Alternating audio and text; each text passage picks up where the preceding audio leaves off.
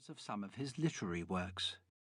The piece of land on which it stood had formerly been nothing but a bare pasture, exposed to the full force of the prevailing westerly wind, and the trees that now encircled and protected it had taken 40 years to grow to their present height.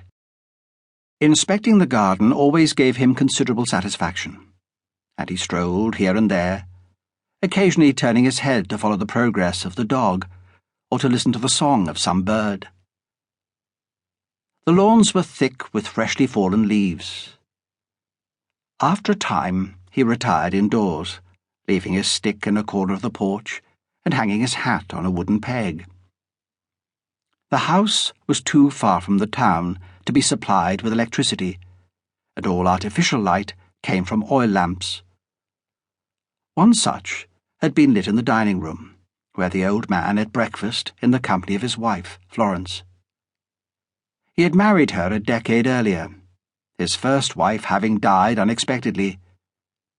They sat at opposite ends of the table, and by mutual agreement talked very little. Early morning was never a good hour for conversation. It being a Sunday, the newspaper had not yet been delivered, and she seemed content to read a book while sipping her coffee. The room was rather chilly, and around her neck she wore a fox stole. The head of the fox, with its glass eyes, dangled over the book. She had a round face, dark brown hair tied in a bun, and heavy-lidded eyes that gave a powerful impression of melancholy. The old man wished it could have been otherwise, for his own personality had melancholic tendencies, which would perhaps have adjusted to some counterbalancing force. Still, one was what one was. His outlook on life, his essential philosophical beliefs, had been formed long ago. At his age, he could hardly expect himself to change. He drank tea, and ate bacon and toast. The dog sat by his side, saliva spooling from the edges of its mouth, uttering polite whines. "Wait, Wessex," the old man chided. Now, where are your manners? Stop begging." But the begging was a regular part of breakfast, and, as happened every day, the whines grew more urgent and insistent until the old man at last dangled the bacon rinds above the dog's nose. "Gently, gently, don't snap. There." Once he had finished, he wiped his fingers on his napkin and drained his tea. As he rose from the table, Florence looked up with an anxious expression and appeared on the point of speech, but then chose to remain silent. The old man was relieved. Her anxieties were almost always unnecessary, and at this hour of the day his mind was on his work.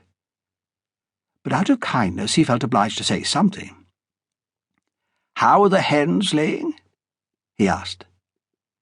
The abruptness of his inquiry seemed to startle her, and it took a moment before she gave the reply that they were laying well. "I think they are laying well," she corrected herself, as if experiencing a degree of uncertainty on the matter. But the old man's interest in the hens was limited, and he was disinclined to be drawn into further talk. He nodded and left her, the dog trotting at his heels.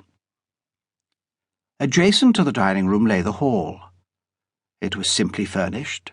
A grandfather clock stood and ticked by the side of a flight of stairs. A black telephone gleamed on a small table, and a barometer in a mahogany case hung on one wall.